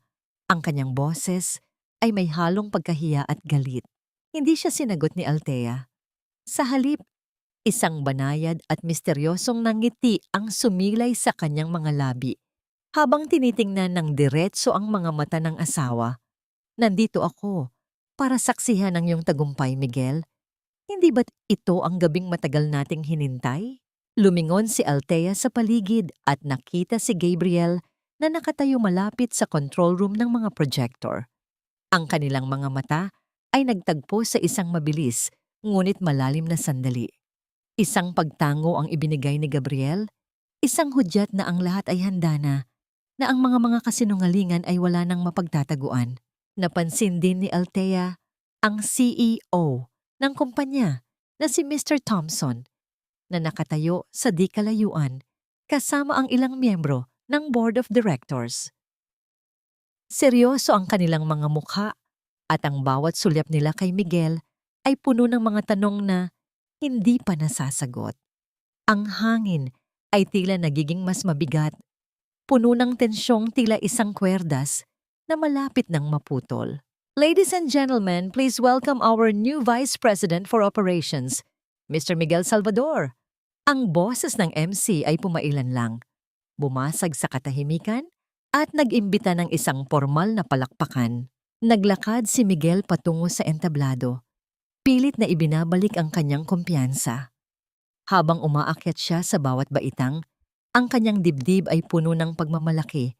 Tila ba nakalimutan na niya ang lahat ng krimen at kataksilang kanyang ginawa. Tumayo siya sa harap ng mikropono, ang liwanag ng spotlight ay nakatutok sa kanya. Ginagawa siyang sentro ng mundo sa sandaling iyon. Good evening everyone! First of all, I want to thank my family, especially my mother, for always being there. Ang tagumpay na ito ay hindi lamang para sa akin, kundi para sa integridad at katapatan na palagi nating isinasabuhay sa kumpanyang ito. Ang katapatan ang pundasyon ng bawat pangarap. Wika ni Miguel, ang kanyang tinig ay puno ng kaplastikan na tila isang himig ng demonyo. Habang nagsasalita si Miguel, dahan-dahang lumalakad si Althea patungo sa gilid ng entablado. Ang kanyang bawat hakbang ay dapit hapon ng isang kasinungalingan. Nang makarating siya sa itaas, ang mga tao ay naguluhan. Bakit umaakyat ang asawa sa gitna ng talumpati? Tumingin si Althea kay Miguel. Ang kanyang mga mata ay nagniningning sa ilalim ng mga ilaw ng entablado. Tila 2 piraso ng makinang na yelo na handang tumunaw sa anumang harang. Isang tanong ang naglaro sa isipan ng lahat sa bulwagan. Ano ang gagawin ng isang babaeng dumaan sa apoy upang mahanap ang kanyang sarili sa gitna ng pinakamataas na sandali ng taong sumira sa kanya? Handa na ba si Miguel sa sorpresa na inihanda ng asawang minsan niyang tinawag na pabigat? Nakatayo si Miguel sa gitna ng entablado. Ang liwanag ng spotlight ay tila isang banal na korona sa kanyang ulo habang ang kanyang boses ay umaalingaw-ngaw sa buong bulwagan, puno ng mga salitang tungkol sa integridad at pagpapakasakit. Ngunit sa bawat katagang lumalabas sa kanyang bibig, ang hangin sa paligid ni Althea ay tila nagiging mas matalas. Bawat hininga niya ay may dalang lasa ng darating na katarungan. Dahan-dahang lumapit si Althea sa gilid ng kanyang asawa. Ang kanyang pulang gown ay tila isang dumanak na dugo sa ilalim ng mapuputing ilaw. Isang babala na hindi napansin ng lalaking lunod sa sariling kayabangan. Hayaan niyo akong magsalita ng ilang salita para sa aking asawa, wika ni Althea nang may banayad ng ngiti habang dahan-dahang kinukuha ang mikropono mula sa kamay ni Miguel. Ang pagkagulat sa mga mata ng lalaki ay mabilis na napalitan ng isang pilit na ngiti para sa mga bisita, bagamat ang kanyang mga daliri ay bahagyang bumaon sa braso ni Althea bilang babala. Althea, what are you doing? Bumaba ka na. Baka mapahiya tayo. Pabulong na banta ni Miguel. Ang kanyang panga ay nananatiling matigas. Ngunit hindi natinag si Althea. Tumingin siya ng diretso sa mga manunood, sa mga miyembro ng Board of Directors, at kay Mr. Thompson na nooy nakakunot ang noo. Ang sabi ni Miguel, ang katapatan, ang pundasyon ng pangarap. Kaya ngayong gabi, nais kong ipakita sa inyo ang tunay na pundasyon ng kanyang tagumpay. Sa isang iglap, ang malaking screen sa likuran nila ay nagbago. Ang video ng mga alaala ng kumpanya ay napalitan ng mga malilinaw na larawan ng mga bank transfer. Libo-libo, milyon-milyong piso na naililipat mula sa kaban ng kumpanya patungo sa mga account na nakapangalan sa mga kamag-anak ni Valerie. Ang sabay-sabay na paghinga ng gulat ng mga tao sa bulwagan ay tila isang malakas na bugso ng hangin na yumanig sa buong paligid. Ang mga bulong-bulungan ay mabilis na kumalat, tila isang apoy na tumutupok sa reputasyon ni Miguel sa loob lamang ng ilang segundo. Hindi pa natatapos ang lahat. Ang screen ay muling nagbago, nagpapakita ng mga larawan ni Miguel at Valerie sa Paris, naglalakad sa ilalim ng Eiffel Tower, nagyayakapan sa isang marangyang hotel, habang si Althea ay naiwan sa Pilipinas upang maglaba ng kanilang mga dumi. At ang huling dagok ay ang video ni Doña Carmen sa loob ng kanyang silid, tumatawa habang isinusukat ang mga alahas na ninakaw mula sa vault ni Althea. Tinatawag ang sariling manugang na pabigat at katulong. Ma! Ano ito? Ang sigaw ni Miguel ay hindi na nagmula sa mikropono, kundi isang desperadong boses na tila isang hayop na nasasakal. Lumingon siya sa kanyang ina na nooy nakatayo sa gitna ng karamihan. Ang mukha ay kasing puti ng papel at ang katawan ay nanginginig sa matinding kahihiyan. Si Doña Carmen, ang reynang matagal nang naghahari sa mansyon, ay tila nawalan ng buto sa kanyang mga binti. Ang kanyang katawan ay dahan-dahang bumagsak sa sahig, tila isang bunton ng mabigat na tela na nawalan ng suporta. Ang mga alahas sa kanyang leeg ay tila naging mga kadena ng kahihiyan sa harap ng lahat ng kanyang mga kaibigan at kakilala. Walang hiya ka, Althea. Sinisira mo ang buhay ko. Sa tindi ng pagkapahiya at galit, tuluyan nang nawala ang kontrol ni Miguel. Itinaas niya ang kanyang kamay. Ang kanyang kamao ay nakakuyom at handang ihampas sa mukha ng asawa. Ngunit bago pa man dumapo ang kanyang kamay, dalawang malalakas na bisig ng mga security guard ang mabilis na humawak sa kanyang mga balikat, itinutulak ang kanyang katawan palayo kay Althea. Kasabay nito, lumabas si Gabriel mula sa control room. Ang kanyang mga mata ay nananatiling kalmado, ngunit puno ng kapangyarihan. Tumayo siya sa tabi ni Althea, tila isang matibay na pader na naghihiwalay sa babae mula sa kanyang madilim na nakaraan. Mr. Salvador, kailangan niyo pong sumama sa amin. Ang mga pulis ay naghihintay na sa labas para sa mga kaso ng estafa at pagnanakaw. Ang boses ni Mr. Thompson ay pumailan lang mula sa harap ng entablado, puno ng poot at pagkadismaya. Sa gitna ng kaguluhan, ng mga sigawan at ng pagdakip kay Miguel, nanatiling nakatayo si Althea sa gitna ng entablado. Ang kanyang mga mata ay dahan-dahang lumingon sa gintong singsing sa kanyang daliri. Ang simbolo ng 10 taong pagkaalipin at doitra. Dahan-dahan niya itong hinubad. Ang bawat galaw niya ay tila isang pag-alis ng isang malaking tinik sa kanyang puso. Inihagis ni Althea ang singsing ng walang pag-aalinlangan. Ang maliit na piraso ng ginto ay dahan-dahang lumipad sa hangin, nagniningning sa ilalim ng spotlight. Bago ito bumagsak sa paanan ni Miguel, na nooy kinakaladkad na palabas ng mga otoridad. Ang tunog ng pagtama ng metal sa matigas na sahig ay tila isang malinaw at huling hudyat ng pagtatapos ng kanilang pagsasama. Hinarap ni Althea ang mga tao. Ang kanyang mukha ay payapa at puno ng liwanag. Wala siyang naramdamang pagsisisi, tanging ang malalim at malayang hininga na 10 taon niyang ipinagkait sa sarili.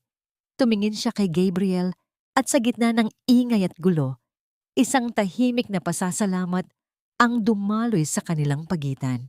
Ngunit sa kabila ng kanyang tagumpay, ang bawat kabanata ng buhay ay may kaakibat na bagong hamon. Habang hinihila si Miguel palabas, isang huling tingin ang ipinukol nito kay Althea. Isang tingin na puno ng sumpa at pangakong hindi pa tapos ang laban.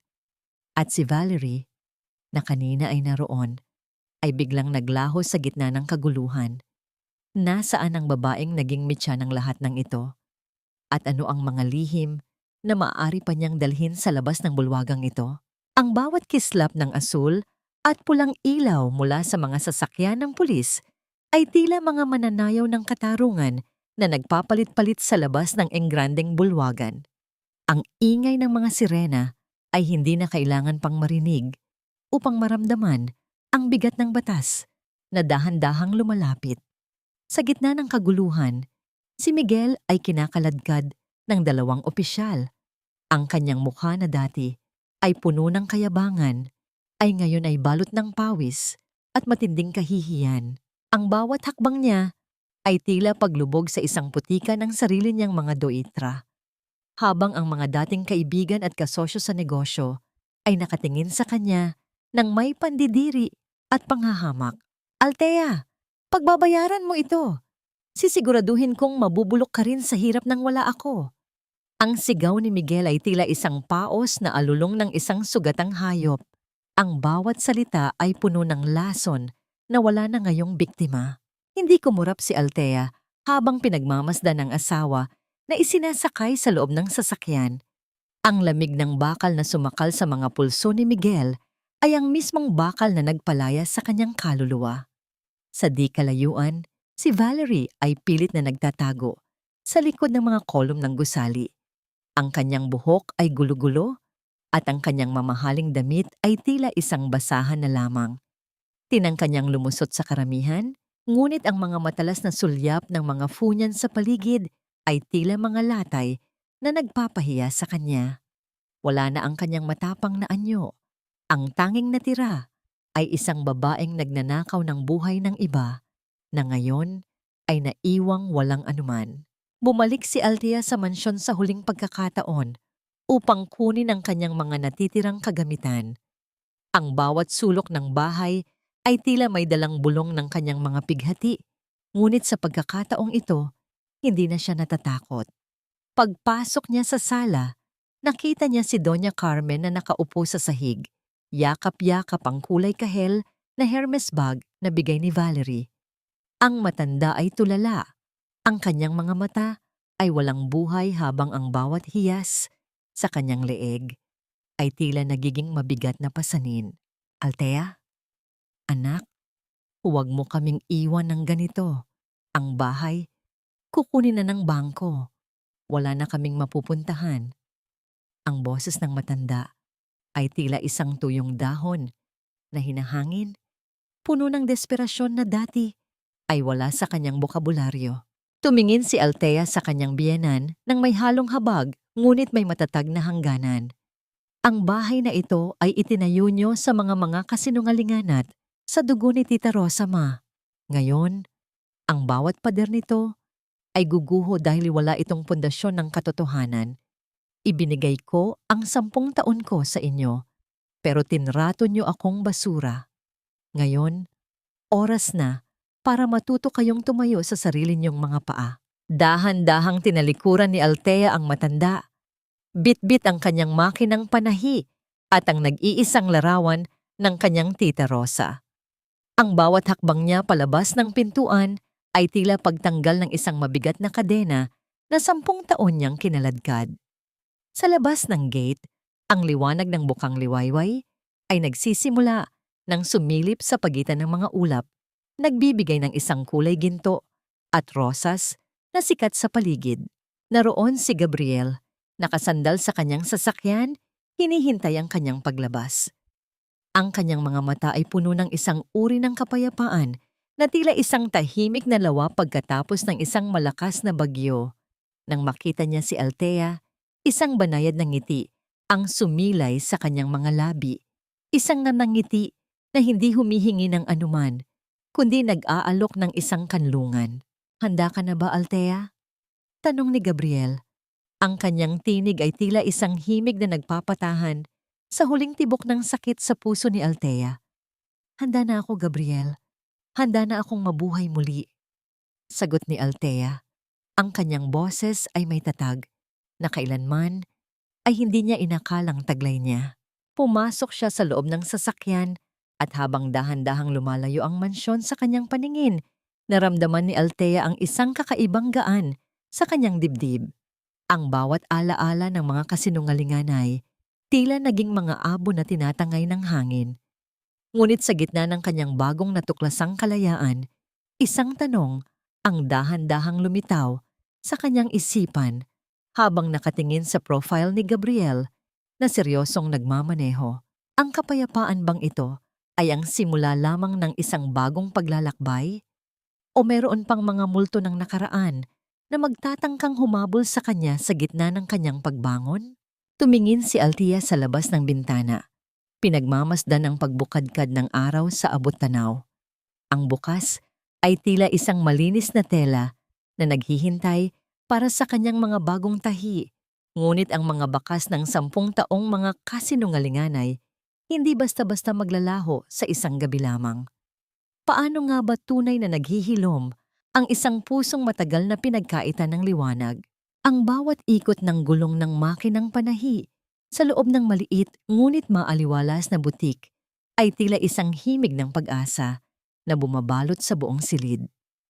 2 taon na ang mabilis na lumipas mula nang gumuho ang bahay na itinayo sa mga Duitra. At ngayon, ang amoy ng bagong tabas na tela at sariwang lavender ang pumapalit sa amoy ng alikabok at kapaitang dati ay sumasakal kay Alta. Ang sikat ng araw na tumatagos sa malalaking bintana ng kanyang shop. Ang Althea's Couture ay nagbibigay ng gintong kislap sa bawat disenyong kanyang ginagawa. Mga disenyong hindi na para itago ang sakit, kundi para ipagdiwang ang kagandahan ng isang babaeng muling nabuo. Isang hapon, habang abala si Althea sa pag-aayos ng isang kulay asul na bestida, isang puting sobre ang iniabot sa kanya ng kanyang assistant. Ang sulat ay galing sa loob ng bilangguan. May tatak ng pangalang dati ay nagpapatigil sa kanyang mundo. Miguel Salvador. Dahan-dahang binuksan ni Althea ang sobre. Sa loob nito ay may isang piraso ng papel na puno ng mga salitang humihingi ng tawad, mga pangakong magbabago, at mga pagsisising huli na para sa lahat. Binanggit din ni Miguel ang kalagayan ng kanyang ina na si Doña Carmen, na ngayon ay naninirahan sa isang maliit na paupahan, mag-isa, at pinagkaitan ng karangyaang dati ay kanyang ipinagmamalaki. Wala na rin si Valerie. Ang babaeng mitya ng lahat ay mabilis na lumisan. Nang maubos ang kayamanan ni Miguel, iniwan ang lalaki sa gitna ng kanyang pagkawasak. Tiningnan ni Althea ang bawat salita sa sulat. Ngunit sa pagkakataong ito, wala siyang naramdamang hapdi sa kanyang dibdib. Walang galit, walang puot, at wala ring pagnanais na maghiganti pa. Dahan-dahan niyang itinupi ang papel at inilagay ito sa loob ng isang kahon ng mga lumang gunita. Napagtanto niya na ang tunay na patawad ay hindi nangangahulugang babalik siya sa dati, kundi ang pagpili na huwag nang hayaan ang nakaraan na diktahan ang kanyang kasalukuyan. Pinatawad na niya si Miguel, hindi dahil karapat-dapat ito, kundi dahil karapat-dapat ang kanyang sariling puso sa kapayapaan. Naramdaman ni Althea ang banayad na pagbukas ng pinto ng kanyang shop. Hindi na niya kailangang lumingon upang malaman kung sino ang dumating. Ang pamilyar na yabag ng mga sapatos na puno ng katiyakan at ang init ng presensyang laging nagbibigay sa kanya ng lakas ay sapat na. Si Gabriel ay naroon. May dalang-dalawang tasa ng mainit na kape at ang kanyang malambot na ngiti na tila isang kanlungan sa gitna ng anumang bagyo. Masyado ka na namang nagpapapagod, Althea. Break muna. Malambing na wika ni Gabriel habang inilalapag ang kape sa kanyang mesa. Tumayo si Althea at lumapit sa lalaki. Sa loob ng 2 taon, si Gabriel ang naging tahimik na saksi sa kanyang pagbangon. Wala silang mga mabulaklak na pangako. Tila ba sapat na ang bawat tingin na puno ng paghanga at bawat pagkakataong naroon ang isa't isa. Dahan-dahang isinandal ni Althea ang kanyang ulo sa balikat ni Gabriel. Naramdaman ang matibay at mainit na presensya nito. Sa sandaling iyon, ang katahimikan ng butik ay napuno ng isang uri ng kilig na hindi nagmumula sa kaba, kundi sa isang malalim at matandang pag-ibig. Isang pag-ibig na marunong maghintay, rumespeto at maghilom. Salamat, Gabriel. Salamat sa hindi pag-iwan sa akin nung ang tanging dala ko lang ay ang mga piraso ng sarili kong pagkawasak. Bulong ni Althea. Huminga ng malalim si Gabriel at marahang hinaplos ang maikli at malambot na buhok ni Althea. Hindi mo kailangang magpasalamat. Ang makita kang ganito, malaya, nagniningning, at buo. Iyon ang tanging bagay na hinangad ko mula pa noong una tayong magkita. Habang nakatingin sila sa labas ng bintana, pinagmamasdan ang dahan-dahang paglubog ng araw na nagbibigay ng kulay rosas na liwanag sa langit. Naisip ni Althea ang mahalagang aral ng kanyang buhay. Ang pagsasakripisyo ay isang dakilang bagay, ngunit ang pagsasakripisyo ng sariling dangal at halaga para sa isang taong hindi marunong rumespeto ay hindi pagmamahal, kundi isang dahan-dahang pagpapakamatay ng kaluluwa. Natutunan niya na ang bawat babae ay may kakayahang itahimuli ang kanyang sariling pangarap, gaano man ito kagusot o kadumi dahil sa doitra ng iba. Ang Althea na dati ay isang anino lamang sa loob ng mansyon ni Miguel ay wala na. Ang nakatayo ngayon ay isang Althea na marunong nang magmahal sa sarili, isang Althea na nahanap ang kanyang liwanag sa gitna ng pinakamadilim na gabi. Ang kanyang buhay ay hindi na isang bahay na gawa sa kasinungalingan, kundi isang tahanan na itinayo sa katapatan, katarungan, at sa isang pag-ibig na tunay na nagpapalaya. Dahan-dahang ipinikit ni Althea ang kanyang mga mata. Ninanamnam ang kapayapaang kay tagal niyang hinanap. Ang bawat tahi ng kanyang makina ay magpapatuloy, hindi na para pagtakpan ng mga sugat, kundi para lumikha ng mga bagong kabanata ng isang buhay na puno ng pag-asa at tunay na kaligayahan.